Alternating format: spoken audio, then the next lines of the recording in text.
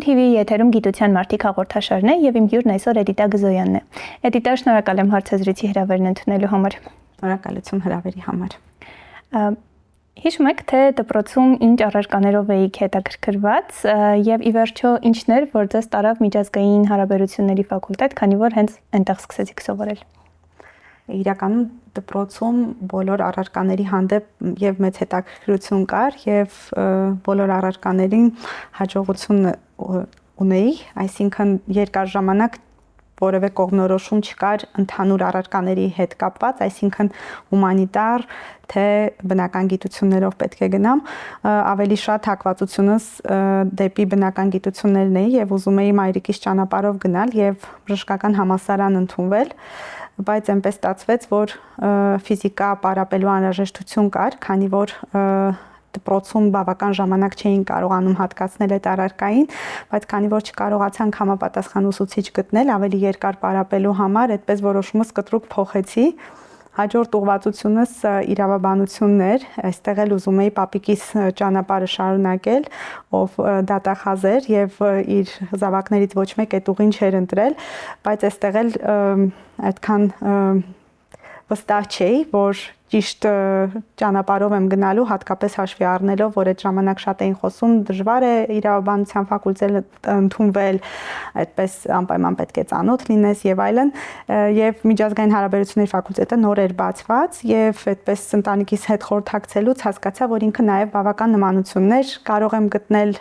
եւ իրավունքի հետ կապված եւ ընդհանուր պատմության հետ կապված, որ նույնպես սիրում էի, եւ այդպես որոշումս կայացվեց, որ գնում եմ միջազգային հարաբերությունների ֆակուլտետ, այսինքն ի սկզբանե որպես այդպիսին ցանկություն, մղում կամ հստակ գիտակցում չի եղել ուր եմ գնում, ավելի շատ փորձ էր, փորձառություն, որը որ պետք է տեսնեի, թե ինչ արդյունքներ կտա։ Իսկ որ գնում եք միջազգային հարաբերությունների ֆակուլտետ, այնտեղ ավելի շատ դիվանագիտական ինչ-որ գործունեությամբ եք հետաքրքրված, թե պատկերացնում եք, որ գուցե դա ձեզ որպես գիտակարգ հետաքրքրի։ Երևի երկուսն էլ, բայց ավելի շատ որպես պրակտիկ դիվանագիտական աշխատանք էի պատկերացնում, այդպես հայրենասիրական նաև մղումներով, որ մտածում էի հնարավոր կլինի ինչ-որ մի երկրում աշխատել, ինչ-որ բան փոխել հայրենիքի համար, այդպիսի նաև մղումներ ունեի, բայց ֆակուլտետը դեռ նոր էր ձևավորվում եւ հիմա օրինակ շատ ավելի շեշտը դրված է դիվանագիտության վրա, հմտություններ սովորեցնելու վրա, մեր ժամանակ ավելի շատ պատմություն էինք ուսումնասիրում եւ այսպես նաև դիվանագիտական ֆակուլտետ էր, եթե կարելի է այսպես ասել, բայց ինչ կարևոր զարգացում եղավ այդտեղ սովորելու ժամանակ եւ այստեղ ուզում եմ շեշտել մեր ֆակուլտետի դեկան Էդիկ Զոհրաբյանի անձը, որ մեծ ազդեցություն ունեցավ իմ որպես գիտնականի հետագայում կարիերայի վրա, այդ սերն էր առաջին հանրապետության պատմության նկատմամբ, որը արթնացրեց Էդիկ Զոհրաբյանը իր առարկայի միջոցով եւ հետո դա հիմք հանդիսացավ, որ հարթվեց իմ ուղին դեպի գիտություն, հենց այդ առաջին հանրապետության պատմությունը ուսումնասիրելու, ավելի շատ բան իմանալու եւ նաեւ իմ տեխնացուական ատենախոսության թեման հենց այդ թեմայով ընտրելու հարցում։ Այսինքն հենց առաջին հանրապետության պատմության հանդեպ հետաքրքրությունն էր, որ ձեզ ստիպեց մտածել, որ կուզենաք գիտությամբ զբաղվել եւ այդ ուղղությամբ հետազոտություններ իրականացնել։ Այո, հենց սերն էր այդ հանրապետության շրջանի պատմության հանդեպ ու նաեւ քննարկումները Զոհրաբյանի հետ, որ ինչքան քիչ գիտենք մենք այդ 2.5 տարվա պատմության համար ու նաև այն գիտակցումը, թե ինչքան կարևոր էր հետագայում մեր պետականության վերականգնման համար հենց այդ 2.5 տարվա պատմությունը եւ քննարկելով նաև այդ տարբեր թեմաները, որ կային ու նաև այն հանգամանքը, որ թեման, որը որ ընտրելու էինք, չէր կարող լինել զուտ պատմական, որովհետեւ ամեն դեպքում միջազգային հարաբերությունների ֆակուլտետն էր եւ կանգ առանք այդպես միջազգային հարաբերությունների թեմայի վրա, որն էր Հայաստանի առաջին հանրապետության անդամակցության հարցը ազգերի լիգային, այսինքն այդպես ձևակերպում ստացավ, որը իրականում պատմական էր, բայց նաև միջազգային հարաբերությունների հետ էր առնչվում եւ այդ թեմայով եւ այդ ատենախոսությամբ իմ մուտքը եղավ դեպի գիտություն։ Այդ ատենախոսության շրջանակում դուք նաև գնացիք Շվեյցարիա, չէ, ազգերի լիգայի արխիվ, որ այդ փաստաթղթերը ուսումնասիրեք, ծանոթանաք եւ դրա հիման վրա գրեք ձեր թեզը։ Այո, քանի որ թեման ուսումնասիրված չէր կամ շատ քիչ էր ուսումնասիրված, իմ առաջին աշխատանքները եղան մեր ազգային արխիվում, բայց այստեղ երկու դժվարություն ունեցա։ առաջինը կապված էր նրա հետ, որ փաստաթղթերը շատ չէին, իհարկե կային մեր ազգային պատվիրակության ֆոնդը, բայց ամբողջական չէին փաստաթղթերը, եւ երկրորդ դժվարությունը կապված էր նրա հետ, որ արխիվում աշխատելու ժամանակ իրավունք չունեինք, այսինքն քսերքս անել կամ սկան, այսինքն ոչ թե չունեինք, այլ վճարովի ծառայություն էր, այլապես պետք է ամբողջ օրը արխիվում անցկացնեինք, որպեսզի կարողանայինք արտագրել, գրել այդ նյութերը, եւ այսպես որոշում կայացրեցի, քանի որ գումարի հետ էր կապված, փորձել դիմել Ազգերի լիգայի արխիվին եւ տեսնել ինչ փաստաթղթեր այնտեղ կան եւ ինչ հնարավորություններ կան այնտեղ գնալու եւ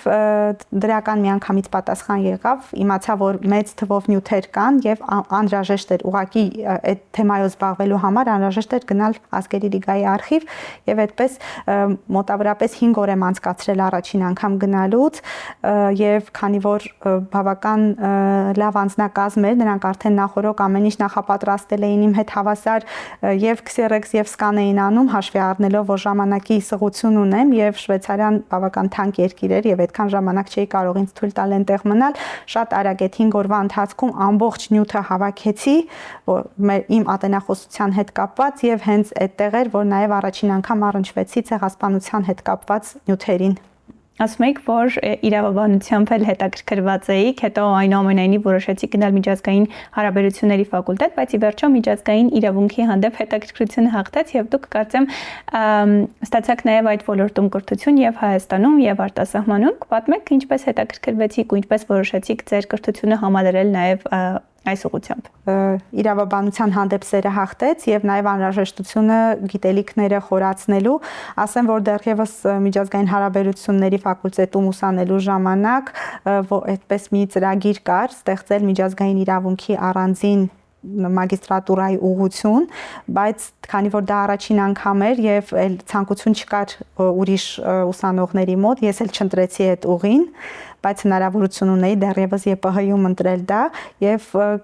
հետագայում իմ ընտրությունը կանգ առավ ամերիկյան համալսարանի վրա, քանի որ նաեւ անհրաժեշտություն կար ավելի ժամանակակից, ավելի հմտություններ տվող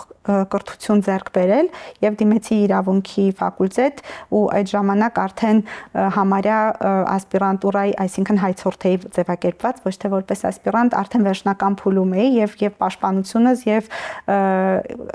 ընդունվելը ամերիկյան համալսարան այդտեղ համատեղ եղավ իրար հետ, բայց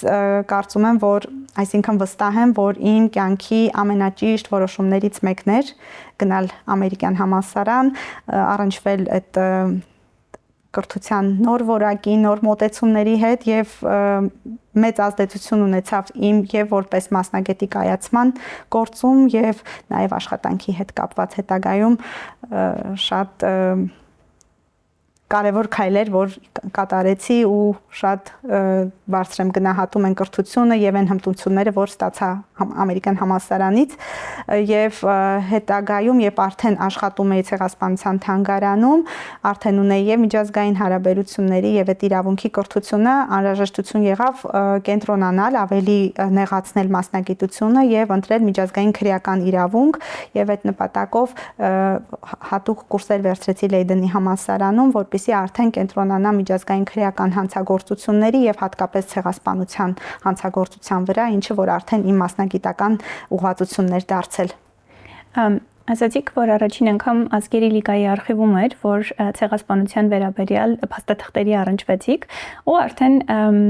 տարի առ ինչ որ մի փուլից որոշեցիք գնալ ցեղասպանագիտության թանգարանի, Հայոց ցեղասպանության թանգարանի ինստիտուտ։ Այդ ինչն էր, որ այդ փաստաթղթերում ձեզ մոտ այդ ուղղության հանդեպ, գիտակարգի հանդեպ հետաքրքրություններ առաջացրել է եւ ինչպես որոշեցիք գնալ Հայոց ցեղասպանության թանգարանի ինստիտուտ։ Քանի որ Ազգերի լիգայի արխիվում ժամանակը շատ սուղ էր եւ հիմնական որոնումս Հայաստան, հայեր այդ բառերով էր տեղի ունենում եւ այդ ժամանակ դեռևս արխիվը թվայնացված չէր եւ այդ հատուկ այդ թղթային ծրարների միջոցով էինք փնտրում եւ քանի որ ինձ օգնում էին նաեւ արխիվի աշխատակիցները, իրենք բերում էին Հայաստանի հայերի հետ կապված ամեն նյութ, ինչ որ կար եւ քանի որ Ազգերի լիգան հատուկ հանձնաժողով էր ստեղծել, որը զբաղվում էր հայ կանանց եւ աղջիկների եւ երեխաների ազատագրման հարցով, այնտեղ մեծ թվով տեղեկություն կար հայոց ցեղասպանության մասին եւ ես առաջին անգամ երբ որ ազգերի լիգայի արխիվում էի ժամանակ չունեցա իհարկե այդ նաեւ լուսապաճենել այդ նյութերը, որոնք կապված էին ցեղասպանության հետ, բայց ես տեսա դրանք եւ արդեն իմ մտքի մեջ գաղափար առաջացավ, որ ես պետք է վերադառնամ եւ անպայման նայեմ նաեւ այս նյութերը եւ առաջին անգամից հետո եւս 3 անգամ գնացել եմ ազգերի լիգայի արխիվ, որպեսզի կարողանամ արդեն ամբողջ նյութը վերցնել հայերի հետ կապված եւ երկրորդ անգամ այնտեղ աշխատելուց եւ արդեն այդ նյութերը բերելուց հետո սկսեցի հետաքրքրվել եւ հասկանալ թե ինչպես կարող եմ այդ նյութերը օգտագործել եւ ճանապարհս հարթվեց դեպի Հայոց ցեղասպանության թանգարան ինստիտուտ եւ հայտնվելով այնտեղ արդեն սկսեցի կենտրոնանալ, զբաղվել հայոց ցեղասպանությամբ, փորձելով համադրել ստացած գիտելիքներս, կրթությունս, այսինքն պատմական եւ իրավական ասպեկտներով, քանի որ ուսումնասիրությունները, որոնք հայոց ցեղասպանության իրավական հարցերի հետ են կապված, իրենք անմիջականորեն առնչվում են պատմության հետ, քանի որ պատմական դեպքերի իրավունքի հարցերով էինք զբաղվում եւ այդպես կարծում եմ նաև հնարավորություն տվեց ավելի խորը եւ ավելի բազմակողմանի մոտենալ հարցերի քննությանը։ Այ հասկանանք թե հենց ինչ հիմնահարցեր են, որոնք ձեր գիտելիքների եւ հետաքրքրությունների շրջանակում առնչվում են ցեղասպանագիտությանը եւ մասնավորապես հայոց ցեղասպանությանը եւ որոնց ուղղությամբ դուք հետազոտություններ եք անում։ Եթե չեմ սխալվում, դրանք հայոց ցեղասպանության ճանաչման, հատուցմանը վերաբերող հենց հարցերն են։ Իրականում երբ որ սկսեցի աշխատանքները հայոց ցեղասպանության թանգարան ինստիտուտում առաջին ուսումնասիրություններս կապված էին հայոց ցեղասպանության ժխտողականության հետ, քանի որ նաև ամերիկյան համալսարանում իմ թեզը վերաբերում էր հայոց ցեղասպանության ժխտողականությանը, այսինքն այնտեղ նաև արդեն ձևավորվել էր հետաքրքրությունը ոլորտի հանդեպ, քանի որ այդ բոլոր զարգացումները միաժամանակ էին տեղի ունենում, նաև կարծեք ճանապարհ էր բոլորը հարթվում դեպի այն ուղին, որը որ ընտրվեց հետագայում, այնուհետև հետաքրքրությունների ոլորտը անցավ հայ կանանց եւ երեխաների բռնի տեղափոխման եւ նրանց ձուլման քաղաքականության ուսումնասիրություններին, դրանք նույնպես իրավական լույսի ներքո, քանի որ հիմնականում ուսումնասիրությունները նախկինում պատմական,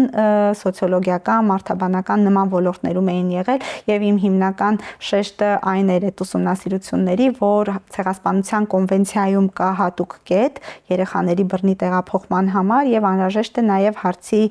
ուսումնասիրությունը այդ ուղղությամբ տանել եւ շեշտադրել, որ սա նույնպես ցեղասպանական գործողություն է եղել եւ վերջերս գիտության պետական կոմիտեի լաբորատորիաների ստեղծման դրամաշնորհի դիմեցինք, որպիսի հայոց ցեղասպանության թանգարանում ստեղծենք խումբ, որը կզբաղվեր հայոց ցեղասպանության իրավական ուսումնասիրությունների հարցով, երկար տարիներ նախորդ ոնց որ տնօրենների օրոք եւս այդպիսի գաղափարներ եղել էին, որ անհրաժեշտ է, շատ կարևոր է այդ իրավական բաժինը, բայց հնարավորություն չէր եղել եւ երբ որ կարդացինք այդ հայտարարության մասին, միանգամից մտքիս եկավ այն, որ սա մեր հնարավորությունն է ունենալ այդ բաժինը եւ առաջին մրցույթներ, որին մասնակցեցինք ու հաղթեցինք եւ սկսվեց խմբի ձևավորման աշխատանքները, որը որ արդեն անցյալ տարվանից դարձել է բաժին եւ կոչվում է հայոց ցեղասպանության իրավական ուսումնասիրությունների բաժին, բայց երբ որ դիմում էինք դրամաշնորհին, հարցը հայոց ցեղասպանության հատուցման հարցի ուսումնասիրություններ, իսկ բաժինը դե բնականաբար ավելի լայն պիտի լինի։ Այս պահին բաժնում արդեն 7 գիտաշխատող ունենք, որ բոլորն էլ միջազգային իրավունքի մասնագետներ են եւ հարցերի այնքան բազմազան են իրականում, որ բոլորը ունեն իրենց հետազոտական թեմաները ու դեռևս անհրաժեշտություն կա, որ հնարավորության պարագայում եւս նոր գիտաշխատողներ վերցնենք, քանի որ հարցերի նաեւ շրջանակն է բավական լայն, պատմականից մինչև մեր ժամանակակից խնդիրներ, որոնք որ առնչվում են ցեղասպանության հետ, իհարկե հայոց ցեղասպանության ուսումնասիրությունները մեր հիմնական թիրախում են, բայց փորձում ենք նաեւ հարցերը ավելի ընդհանրական ներկայացնել, որպեսզի հնարավորություն լինի նաև ազդեցություն ունենալ ցեղասպանագիտության իրավական հետազոտությունների զարգացման վրա, որպեսզի նաև մեր գոլեգաները արտասահմանից կարողանան օգտվել մեր հետազոտություններից եւ դրանք պրոյեկտեն արդեն իրենց դեպքերի վրա։ Էդիտա ցեղասպանագիտությունը Հայաստանում մի անգամ խոսում էինք այդ մասին մեր զրույցներից մեկի ժամանակ բավականին կամ համեմատաբար նոր գիտակարգ է հաշվի առնելով սա ինչ մարտահրավերներ կան այս գիտակարգի առջև, այսինքն սկսած նրանից թե արդյոք կադրերի պակաս կա, միջազգայնացման խնդիր կա, որոնք են այն գլխավոր մարտահրավերները, որոնց այս գիտակարգը բախվում է եւ որոնց հետ դուք առնչվում եք։ Տեսեք, երևի այդքան այդպես չի, որ գիտակարգը նոր է, գիտակարգը կար նաև սովետական միության տարիներին, այստեղ հարցը գիտակարգի հնարավորություններն էին եւ գիտական էթիկայի նորմերին հետևելով գիտական հետազոտություններ անելը սովետական միության ժամանակ գիտենք, որ շատ էր գրաքննությունը եւ հետազոտությունները բոլոր անցնում էին այդ պրիզմայի միջով եւ հայոց ցեղասպանության վերաբերյալ ուսումնասիրությունները իհարկե բացառություն չէին անկախությունից հետո երբ 1995 թվականին ստեղծվեց հայոց ցեղասպանության թանգարան ինստիտուտը ինքը հենց այդպես ստեղծվեց թանգարան եւ ինստիտուտ այսինքն գիտահետազոտական կյանքը հիմնականում ուղղված էր սպասարկելու թանգարանին եւ դա հասկանալի է, քանի որ մինչեւ հիմա մենք բախվում ենք Թուրքիայի կողմից հայոց ցեղասպանության ժխտողականության քաղաքականության հետ անհրաժեշտություն կար թանգարանի միջոցով գիտելիքը փոխանցել, քանի որ թանգարանի այցելուները ավելի շատ էին, քան օրինակ գիտնականների հոդվածները, որոնք ընթերցվում են լայն հասարակությունների կողմից եւ կարծեք ամբողջ ուժը, ամբողջ կենտրոնացումը գնում էր դեպի թանգարան, բայց թանգարանը իր ստեղծումից ի վեր ուներ ամսագիր հայերեն լեզվով իհարկե, որտեղ շատ լավ բարձր որակի հետազոտություններ էին տպվում, հիմա ուղղակի որ վերցնում եւ կարդում ենք, տեսնում ենք, որ հետազոտությունները բավական լավ որակի էին լինում, խնդիրը ավելի շատ դրանց միջազգայնացման խնդիրն էր, անհրաժեշտությունը տպագրվել ոչ հայերեն լեզվով եւ հիմնականում անգլերեն լեզվով եւ այստեղ սովորաբար երբ որ ես իմ գոլեգաների հետ քննարկում եմ, հիմա հարցը միայն նաեւ անգլերեն տպագրվելը չէ, անհրաժեշտություն կար եւ կա նաեւ տպագրվել ցեղասպանագիտության ոլորտի հայտնի ամսագրերում, այսինքն այն ամսագրերում, որոնք ընդունված են համայնքի կողմից եւ որտեղ տպագրված հոդվածները մեծ ազդեցություն ու ռեզոնանս են ունենում համայնքի մեջ եւ դրա համար ուղին գնաց դեպի այդպես անգլերեն եւ փորձել տպագրվել ոլորտի լավագույն ամսագրերում, որոնք որ կարդում են ոլորտի գիտնականները։ Իսկ հիմա, քանի որ թանգարանի հետ կապված արդեն 100-ամյակից հետո թանգարանը ընդլայնվեց եւ ցուցադրության առումով եւ տարածքի առումով եւ աշխատանքները թանգարանի վրա կարծեք հասան մի մակարդակի, որ կարելի էր արդեն փորձել կենտրոնանալ այլ ոլորտների վրա եւ արդեն այս վերջին տարիներին մեր դեռևս նախորդ տնօրենի պարոն Հարություն Մարությանի ժամանակ, երբ որ ես գիտության գծով փոխտնօրենն էի, մենք այդպես որոշում ունեինք, որ փորձենք նաեւ ուժեղացնել գիտական թևը եւ աշխատանքները սկսեցին գնալ այդ ուղղությամբ, անհատական աշխատանքներ մեր գիտնականների հետ, փորձել նրանց համոզել, որ այո, իհարկե հայոց լեզվով տպվելը, հայերենով տպվելը շատ կարեւոր է, մեր հայկական համայնքին հասնելը շատ կարեւոր է, բայց դրանից էլ ավելի կարեւոր է, որպեսզի մենք մեր գիտական հետազոտությունները հասանելի դարձնենք աշխարհին եւ մեր խոսքը լսելի դարձնենք աշխարհին, քանի որ նայեք հիմնական հետազոտությունները հայոց ցեղասպանագիտության տեղի էին ունենում զարգացումները Սփյուռքում եւ այստեղ մեծ շնորհակալություն Սփյուռքի մեր հայ գիտնականներին, որոնց շնորհիվ նաեւ հայոց ցեղասպանագիտությունը որպես ոլորտ առանձնանում էր, զարգանում էր եւ կարողացավ ի վերջո հաղթել ժխտողականության այդ շղթան եւ դուրս գալ միջազգային ասպարեզ։ Այստեղ կարևոր է երևի նաև շեշտել, որ վերջերս հենց հայոց ցեղասպանության թանգարան ինստիտուտի անգլալեզու գիտական ամսագիրը միջազգային հեղինակավոր գիտատեղեկատվական շտեմարաններից մեկում ինդեքսավորվեց Scopus-ում։ Սա նշանակում է, որ այս ամսագիրը ելի լայն շրջանակներին հասանելիություն է ունենալու եւ նաև այդտեղ հրապարակված է գիտական հոդվածները ելի հանրությանը, գիտական միջազգային հանրությանը հասնելու են։ Այո, այդ մենք համարում ենք մեծ ձեռքբերում մեր համար աշխատանքները բավական երկար էին 2019 թվականից սկսել էինք աշխատել այդ ուղղությամբ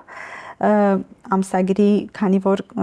ծանոթ էինք թե ինչ պահանջներ կան, աստիճանաբար սկսեցինք փոփոխելով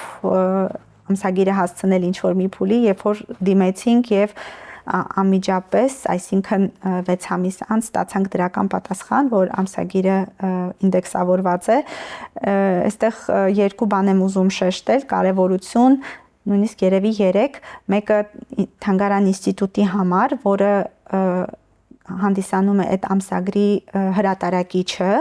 այսինքն կարևոր քայլեր ինստիտուտի համար, որպես ամսագրի առաջ խաղացում, կարևոր քայլեր Հայաստանի Հանրապետության համար, քանի որ ըստ էության առաջին հայագիտական հանդեսն է, որ հայաստանյան, որ ինդեքսավորվել է Scopus-ում, սակայն էլ ամենակարևորը իմ համար որպես գիտաշխատողի դա ոլորտի ճանաչումներ եւ ընդունումը միջազգային համայնքի կողմից, այսինքն հայոց ցեղասպանագիտության վերաբերյալ ամսագիր, դա նաև ոլորտային մեծ նշանակություն ունի, ոլորտի ճանաչելիության առումով, քանի որ ամսագիրը արդեն իր վերնագրից էլ զգացվում է, որ հիմնական շեշտը հայոց ցեղասպանության ուսումնասիրություններն են եւ ոլորտի որպես առանձին ճյուղի ցեղասպանագիտության մեջ առանձին ճյուղի ընկալում եւ ընդունում։ Կարծում եմ, որ ամենակարևոր ամսագրի հետ կապված դա է։ Երբ խոսում ենք Հայաստանում ցեղասպանագիտությունից, սովորաբար նկատի ենք ունենում հայոց ցեղասպանությունը եւ դրա վերաբերյալ հետազոտությունները, բայց Արցախում կատարված վերջին դեպքերը, տեղահանությունը բռնի եւ այն ամենը, ինչ այն ագրեսիան, որ կատարվեց այնտեղ, արդյոք ստիպում են նոր ուղղություն ավելացնել, այսինքն ցեղասպանագիտական հետազոտությունները նաև այդ ուղղությամբ զարգացնել, խորացնել եւ հայոց ցեղասպանության թանգարանի ինստիտուտը այդ ուղղությամբ ինչ աշխատանքներ է տանում։ Ասեմ, որ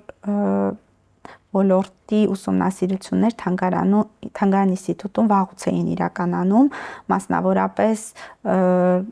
սովետական Ադրբեջանում հայերի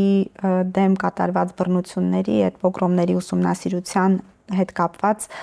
կային որոշ քայլեր թանգարանում, սակայն 2020 թվականի պատերազմից հետո որոշում կայացվեց, որ թանգարանում պետք է բացվի նոր բաժին, որը որ պետք է զբաղվեր Արցախի, նաև Նախիջևանի, ինչպես նաև հայերի դեմ ընդհանրապես Ադրբեջանի պատմության ընթացքում տեղի ունեցած բռնությունների ուսումնասիրությամբ, քանի որ ցավոք սրտի այդ բռնությունները եւ այդ հակահայկականության ալիքը որ կար եւ այդ ցեղասպանական գործողությունները որ տեղի էին ունենում, դրանք մեկ օրում չէին ձևավորվել, մենք ունենք ցավոք սրտի դեռ 1905 թվականից սկսած այսպես պատմական դեպքերի շղթա եւ բռնությունները տարբեր աստիճանով, տարբեր ինտենսիվությամբ ոնց որ առաջ էին մղվում հայերի դեմ եւ բաժնի նպատակն էր այսպես նաեւ պատմական հողի վրա դնել եւ ցույց տալ այդ բռնությունների ամբողջական շղթան, այնուհետեւ նաեւ ուսումնասիրել Նախիջևանում տեղի ունեցած դեպքերը եւ այդ բռնի հայաթափումը, որ տեղի ունեցավ նաեւ այնտեղ եւ իհարկե կենտրոնանալ Արցախի վերջին իրադարձությունների, արցախցիների բռնի տեղահանության եւ նաեւ մի շարք գործողությունների, որոնք որ ցեղասպանության կոնվենցիայի մեջ շատ հեշտությամբ տեղավորվում են, այդ բլոկադայի շրջանը, սովահարությունը, որոնք որ հստակ ցեղասպանական գործողություններ էին, որոնք որ կարող էինք նաև այլ ցեղասպանությունների պարագայում տեսնել եւ կարծեք հիմա դա դարձել է մեր թանգարան ինստիտուտի հստակ գիտական ուղղություններից եւ մեր ամսագրում բազմաթիվ հոդվածներ արդեն ունենք տպագրված այդ ուղղությամբ եւ 2022 թվականին հատուկ համար արեցինք մեր ամսագրի մեջ, որը ամբողջությամբ նվիրված էր Արցախի հարցին եւ տարբեր տեսանկյուններից պատմական, մշակութային, մարդաբանական փորձում էինք հարցը ներկայացնել եւ քանի որ ամսագիրը նաեւ բաց հասանելիությամբ է, սա եւս մի հնարավորություն է մեզ տալիս մեր ուսումնասիրությունները ավելի լայն հասարակության ներկայացնել եւ անկեղծ ասած, երբ որ նայում էի ամսագրի վրա ստացած հղումները, բավական շատ տոկոս այդ հղումների հենց այն հոդվածների վրա էին, որոնք վերաբերում էին Արցախին կամ արցախահայության կամ ընդհանրապես սովետական Ադրբեջանում օրինակ Բաքվի, Սումգայիթի, Գանձակի դեպքերի հետ կապված ուսումնասիրություններ ունեինք, ցավոք սրտի ոլորտը բավական բաց է, հայկական կողմի պահով եմ ասում, ադրբեջանցիները բավական ակտիվ աշխատում են այդ ուղղությամբ եւ տպագրությունների եւ լավ հրատարակիչների հետ գրքերի տպագրության ոլորտում եւ այստեղ կարծես ճշմարտությունը անտեսվում է այն պարզ պատճառով, որ չենք կարողանում ավելի ակտիվ մեր փաստարկները, մեր ճշմարտությունը, մեր արդարությունը առաջ մղել եւ դրա համար շատ եմ կարեւորում այդ ոլորտը եւ հիմա նաեւ հատուկ ուշադրությունով փորձում ենք եւ ընդլայնել, փորձել ընդլայնել բաժինը, ավելի շատ գիտաշխատողներ ավելացնել եւ նաեւ անպայման տպագրությունների առումով փորձել ոչ միայն մեր ամսագրում, որ իհարկե շատ կարեւոր է, բայց առաջին քայլ է, այլ փորձել նաեւ այլ ամսագրերում տպագրություններ այս ուղղությամբ։ Հետիդե դուք անցած տարի նաև ստանձնել եք Հայոց ցեղասպանության թանգարանի ինստիտուտի տնօրենի պաշտոնը։ Մի բան է հետազոտություններ իրականացնելը, մեկ այլ բան է համատեղել գիտության կառավարումը եւ հետազոտությունների իրականացումը, ինչպիսի փորձառություն է սա, եւ արդյոք հեշտ է այդ երկու գործունեության տեսակները համադրելը։ Չէ, շատ դժվար է, ոչ միայն հեշտ չէ, այլ շատ դժվար, երբեմն նույնիսկ անհնարին, որովհետև թանգարան ինստիտուտը իրականում շատ տարբեր է մյուս մեր գիտահետազոտական հիմնարկներից, որոնց հիմնական առաքելությունը եւ գործունեությունը գիտություն անելն է, իսկ մեր թանգարան ինստիտուտի պարագայում մեր գործունեությունը շատ լայն է։ Ես սկսենք արարողակարգային մասից, երբ որ ունենում ենք բազմաթիվ պատվիրակություններ, ովքեր այցելում են հուշահամալիր եւ մենք պետք է դիմավորենք այդ պատվիրակություններին, դա մեր գործունեության կարևոր մասն է, թանգարանի հետ կապված մեր գործունեությունը եւ նոր ցուցադրություններ, ժամանակավոր, մշտական, անհրաժեշտություն կա մեր պատկերագրքերը, մեր գրքերը թարգմանել, տպագրել տարբեր լեզուներով, քանի որ մեր զբոսաշրջիկները շատ ակտիվորեն ձեռք են բերում գրքերը, իսկ դա հայոց ցեղասպանության մասին տեղեկությունը տարածելու շատ հզոր գործիք է մեր համար։ Ունենք կրթական ծրագրեր, որ էլի թանգարանը անում է, եւ այս ամենը անում է գիտության կողքին, այսինքն գիտությունը ընդհանրապես մեր գործունեության մի ուղղություններից է, հետեւաբար նաեւ կառավարելու առումով բավական բարդ հաստատություն է եւ այդ պատճառով այդպես իմ հետազոտական աշխատանքները բավական դանդաղել են, բայց այստեղ քանի որ նոր, այսպես ասած, պրակտիկա ունենք թանգարանում, համագործակցային հետազոտություններ, ինչը նաև կարծում եմ նորություն է մեր ընդհանրապես հումանիտար եւ հասարակական գիտությունների համար, ավելի շատ հումանիտար, որոնք որ հիմնականում անհատական գիտնականի կողմից արվող հետազոտություններ են, բայց մեր առաջին հաջողությունը, այսինքն առաջին անգամ եւ մեր թանգարանի կողմից կատարված հետազոտությունը հոդվածի ձևով տպվեց ցեղասպանագիտության ոլորտի լավագույն ամսագրերից մեկում, դա համագործակցային աշխատանք էր։ Ես եւ իմ գործընկերները երեքով արեցինք այդ հոդվածը եւ կարծես դա վարակիչ դարձավ նաեւ թանգարանի մյուս աշխատակիցների համար եւ հիմա նույնպես այդ հետազոտությունները, քանի որ համագործակցային են, այստեղ նաեւ գործընկերային ենք անում եւ կարողանում եմ ավելի շատ կապ պահպանել գիտության հետ, այսինքն ամբողջովին չկորցնեմ իմ կապը եւ ցավոք սրտի նաեւ այս կապը պահպանվում է իմ արդեն ընտանիքի եւ իմ ազատ ժամանակի հաշվին, որովհետեւ երբ որ գնում եմ տուն, այսինքն ինչ որ հոբիով զբաղվելու փոխարեն զբաղվում եմ գիտական աշխատանքներով, գիտական հոդված գրելով, կարդալով, բայց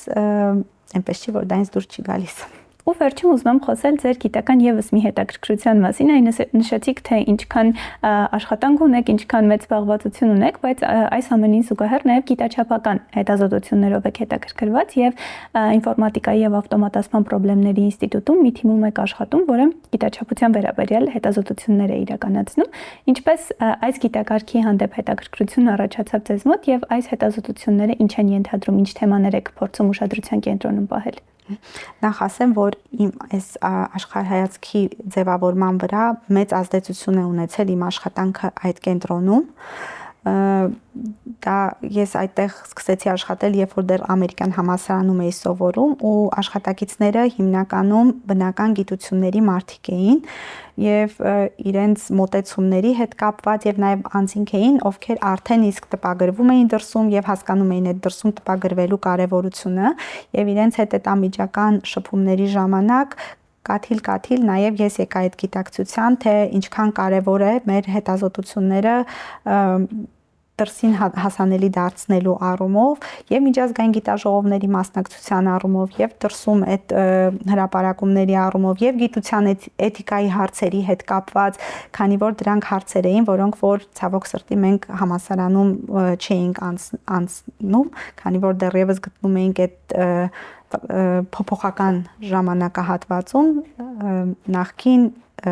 կարգերից դեպի նոր գիտակարգեր եւ հենց այդ կենտրոնում աշխատելու ընթացքում հասկացա նաև այդ գիտաչափության կարևորությունը, գիտաչափության կարևորությունը, որ ոչ միայն անհատ գիտնականի, ոչ միայն գիտական հաստատությունների, այլ ամբողջ երկրի մասշտաբով եւ նաեւ հասկանալով դրանց կարևորությունը զուտ որպես գիտակարգ բավականին հետաքրքիր է, երբ որ նաեւ հասկանում ես թե ինչ հնարավորություններ է տալիս, ինչպես կարող ես հասկանալ գիտական քաղաքականության հետ կապված, ինձ ավելի շատ գիտության քաղաքականության հետ կապված հարցերն էին հետաքրքիր եւ ինչպես են իրականում թվում է թե գիտություն, բայց այնտեղ էլ շատ քաղաքականությունից էլեմենտներ կան, որոնք որ որոշ երկրները հասկանալով այդ նրբությունները կարողանում են օգտվել եւ առաջ մղել նաեւ իրենց օրակարգեր, իսկ որոշ երկրներ օրինակ նաեւ հետ են մնում այդ առումով եւ քանի որ նաեւ գիտեինք, որ սովետական միության ընթացքում Հայաստանը բավական ուժեղ ինստիտուտներ էր ունեցել, գիտական ներուժ էր ունեցել, նաեւ ուզում էինք հասկանայինք ինչպես տեղի ունեցավ այդ անկումը, ինչպես էր հնարավոր այդ անկումից դուրս գալ եւ գնալ դեպի զարգացում, ոլորտը շատ հետաքրքիր է եւ չնայած որ ստանձնեցի տնօրենի պաշտոնը, բայց նաեւ որոշում կայացրեցի, այս դեպքում նաև իմ մյուս գործատուն չէր ուզում, որպեսզի ես ոլորտից դուրս գալ եւ այդպես որոշեցինք, որ փորձենք պահպանել ինչքան որ հնարավոր կլինի, բայց մինչեւ հիմա հնարավոր է լինում ու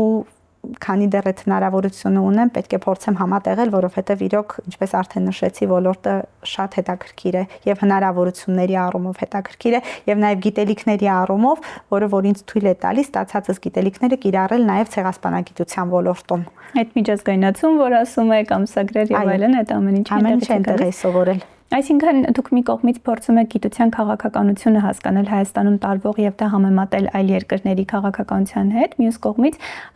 Հայաստանի գիտական կառույցների եւ նաեւ անհատ գիտնականների վերաբերյալ գիտաչափական տվյալներ, այսինքն տպագրություններ, աշխատանքներ, միջազգայնացում, այս թեմաներն են, որոնք ձեր ուշադրության կենտրոնում են։ Իսկ Հայաստանում այդ մասով ինչ որ փոփոխություններ նկատում եք, օրինակ ասում եք, որ երբ որ սկսեցիք հետաքրքրվել այդ ոլորտում, համալսարանում դրա վերաբերյալ շատ քիչ գիտելիքներ եք ստացել եւ շատ պատկերացում չունեիք, հիմա երբ որ հետահայաց նայում եք, ինչ որ փոփոխություններ նկատում եք գիտության ոլորտում։ Ես կարծում եմ, որ այո, փոփոխություններ կան եւ դրանք ակնառու են, ասեմ, որ քանի որ գիտության կոմիտեի հետ շփումներ դեռևս վաղուց կար, կարծում եմ, որ նաև հստակ քաղաքականություն էր վարվում դեպի գիտության միջազգայնացում դեռևս վաղուց, այսինքն այդպես կաթիլ փոփոխությունները արդեն իրենց արդյունքն են տալիս, երբեմն անկեղծ եթե ասեմ ձեզ, զարմանում եմ գիտնականների վրա, որոնք որ այսպես կարծեք առաջին անգամ են լսում այս ամեն ինչի մասին, դրանց կարևորության եւ անհրաժեշտության, որովհետեւ կարծում եմ այս ոչ թե միանգամից եղան այս փոփոխությունները, այլ իրենք աստիճանաբար եղան եւ բերեցին, հանգեցրեցին ի վերջո այս կետին, որ արդեն ավելի կտրուկ պետք է լինել փոփոխությունների հարցով, որովհետեւ այլ կերպ որևէ բանի հասնել հնարավոր չի։ Ուղղակի հնարավոր չի այսօրվա այս ինֆորմացիոն տեխնոլոգիաների դարում, այս բաց հասանելիության, ինֆորմացիայի, այսինքն նաև փոփոխությունները պետք է կտրուկ լինեն, որպեսզի կարողանանք դիմակայել ու մնալ, այսպես ասած, գիտության քարտեզի վրա, հատկապես նորից եմ ուզում կրկնել այն պարագայում, երբ որ ունեցել ենք այդ ներուժը, գիտական առումով այդ ներուժը եւ ինստիտուցիոնալ առումով եւ անհատական գիտնականների մակարդակով հատկապես այն պարագայում երբ որ ունեցել ենք միջազգային գիտնականներ, այսինքն գիտնականներ, ում ճանաչել են ամբողջ աշխարհում եւ ում կատարած հետազոտությունները մեծ ազդեցություն են ունեցել իրենց գիտական բնագավառների զարգացման վրա։ Այսինքն նաեւ մի քիչ հասկանալով այդ քաղաքականությունները պետք է այդ ներուժը, խելքը եւ այդ քաղաքականությունը համադրել իրար ավելի լավ արդյունքներ ստանալու համար։ Շնորհակալ եմ շատ զրույցի համար։ Ձեր շնորհակալություն։